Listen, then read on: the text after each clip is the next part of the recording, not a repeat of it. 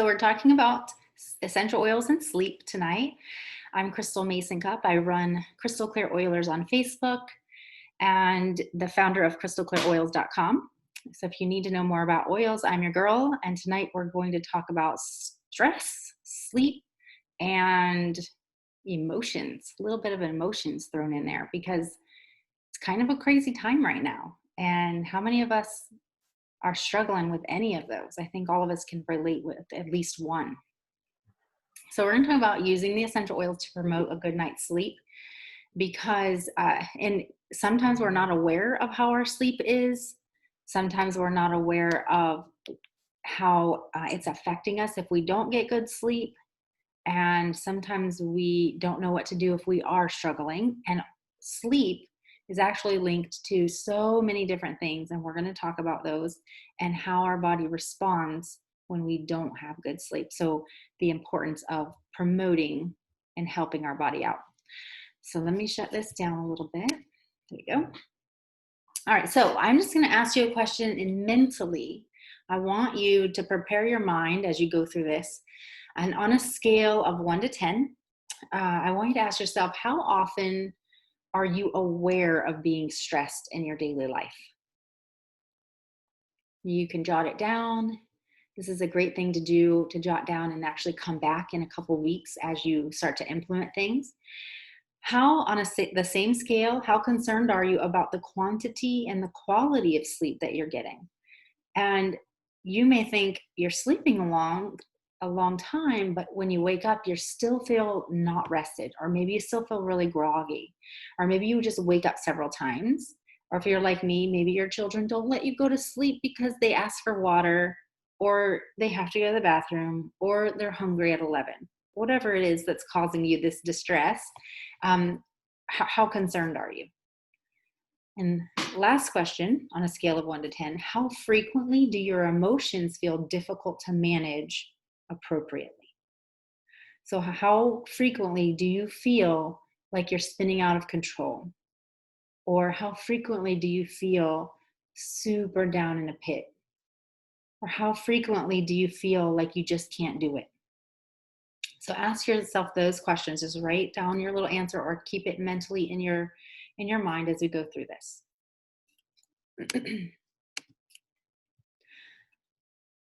Sleep deprivation influences many things.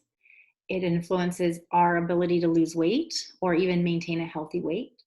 It influences our emotions and our behaviors. How quick to anger are we? How quick to mood changes are we? It influences our learning and influences our motivation. It influences our body's organ systems and our overall health. And it even influences our reaction time and our ability to drive safely.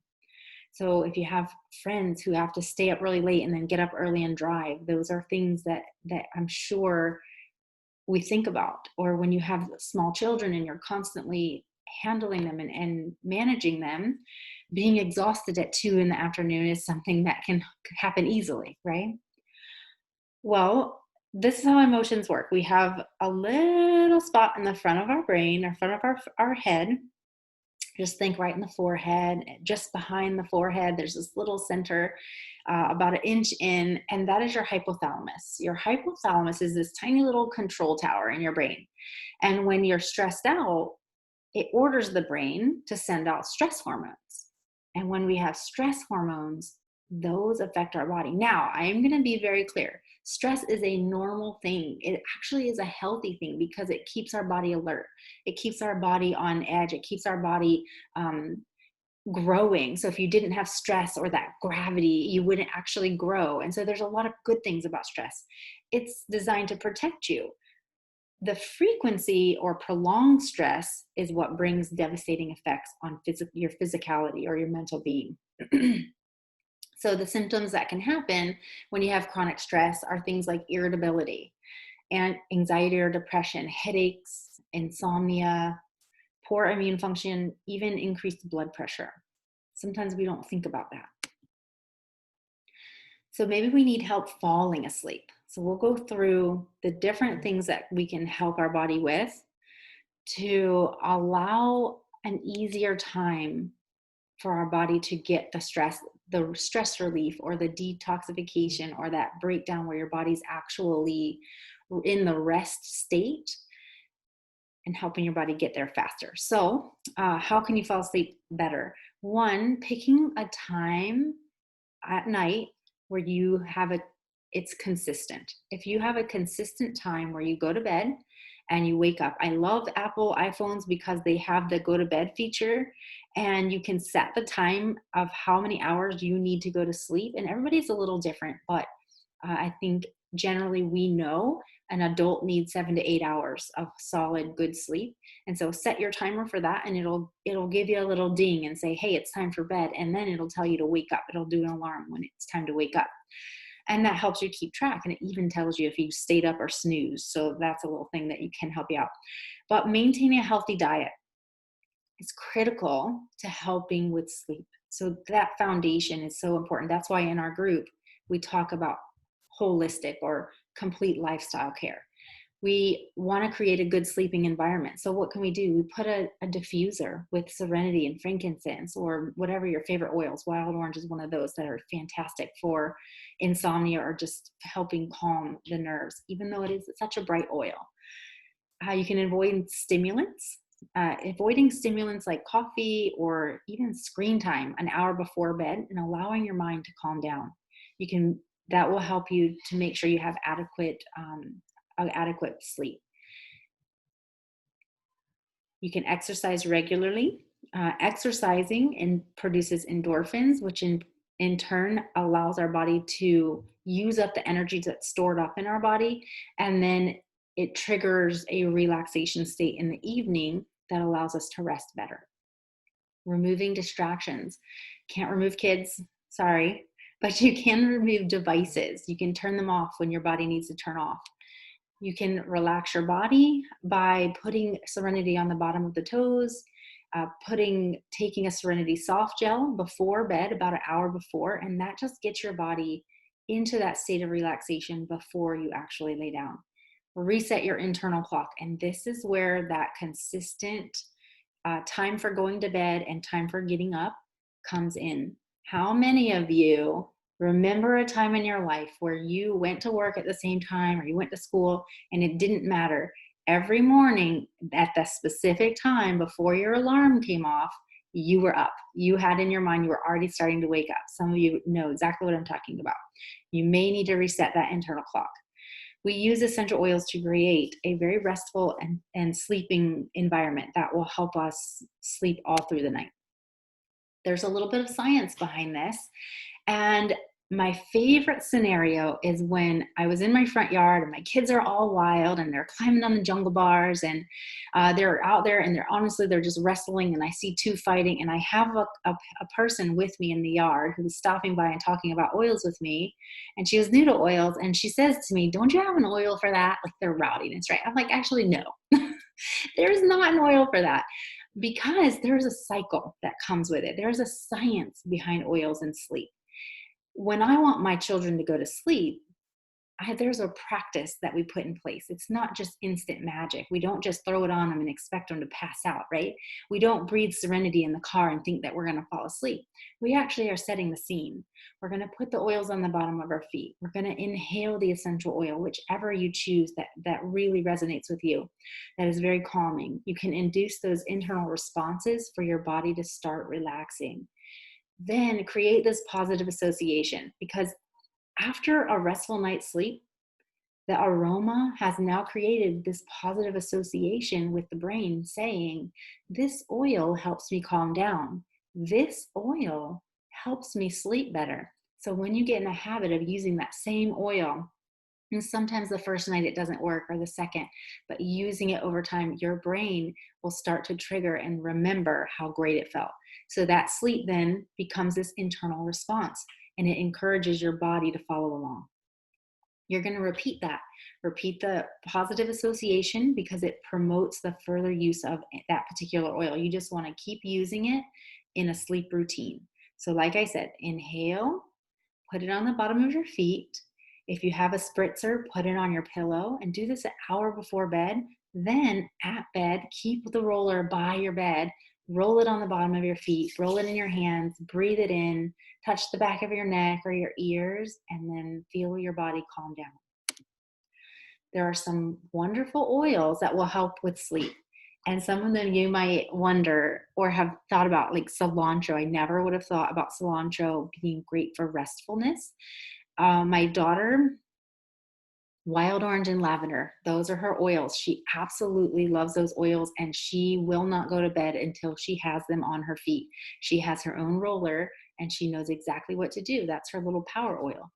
Bergamot, cedarwood, chamomile, these oils are fantastic to help our bodies start that calming process. It starts in the brain when we breathe it in. You put it on the bottom of the feet and the back of the neck or the pulse points, and you can start, your body will immediately start that relaxation process, and give it time. And as you use your oils, you can mix and match any of these oils. They work well together. My particular favorite is vetiver and Serenity. Those two, I sleep like a baby.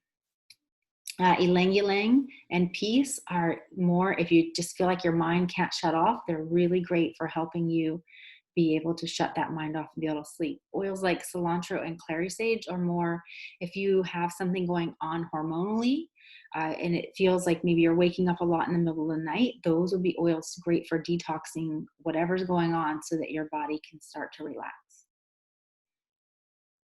There's a fun roller recipe I can share with you, and it's called hibernation roller, and it's just 20 drops each of frankincense for soothing, eases hyperactivity, 20 drops of vetiver for that natural tranquility, stops the mind chatter, 20 drops of bergamot, calming any agitation or stress. It's a very natural sedative, and then Roman chamomile.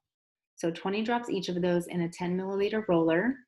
And you can rub it to the bottom of your feet, the big toe, the heart, the palm of your hand, even on your pillow, and then inhale deeply. Take really deep breaths. Do 6 or 7 deep breaths as you do this, and allow your body to relax. So we talked, and I've already talked about this a good bit, but here are some more tips on how to use oils to promote a healthy sleep. I mentioned the kids outside being rowdy, and you might just be having a really crazy wild day. Some of you don't have kids, and your days are really hectic. And when you come home, you're finding ways to calm yourself, and that comes with little tips and tricks, right? Little favorites, and every person has their own little favorites. I think my daughter's favorite is a bath.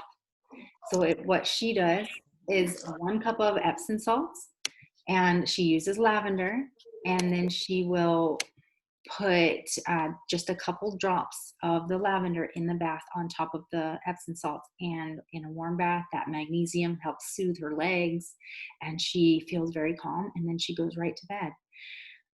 The warm bath is great if you don't have a bathtub.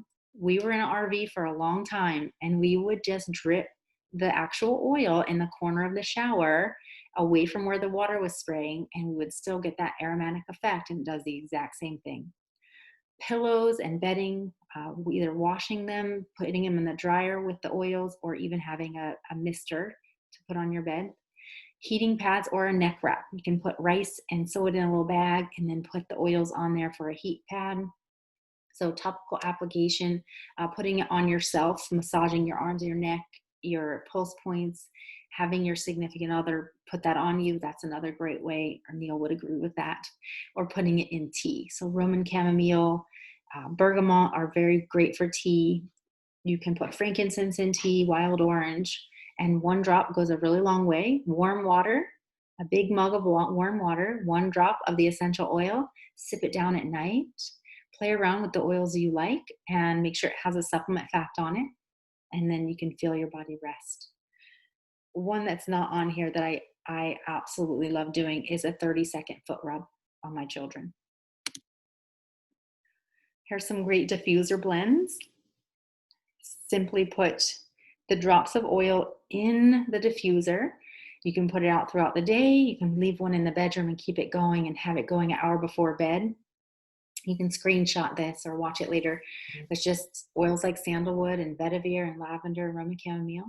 And if you're new to oils, I would say start with 3 to 5 drops of oils in the diffuser, and you can add more if you need it. If you're super sensitive, do 1 to 3 drops. There isn't really a magic number here. Everybody's different. We talked a good bit about baths and showers. I don't think you have to know more about this, but this will talk about essential oils in your shampoo and conditioner.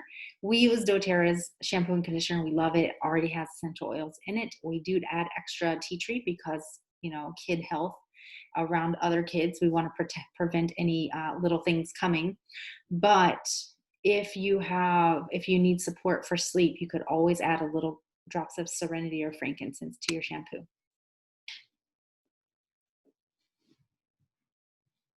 If you're taking notes and you want a spray bottle or a spritzer for a pillow and bedding spray, you simply grab a spray bottle, about 4 ounces. Lavender and cedarwood are fantastic for calming. Bergamot and vetiver, great for grounding. And sandalwood and ylang-ylang, not only wonderful for sleep, but also great in the bedroom. So be careful with that one. You might help out your husband there. And put a little bit of witch hazel, maybe 1/8 of a teaspoon, and fill the rest up with water. And that's it. You can spritz the bed sheets.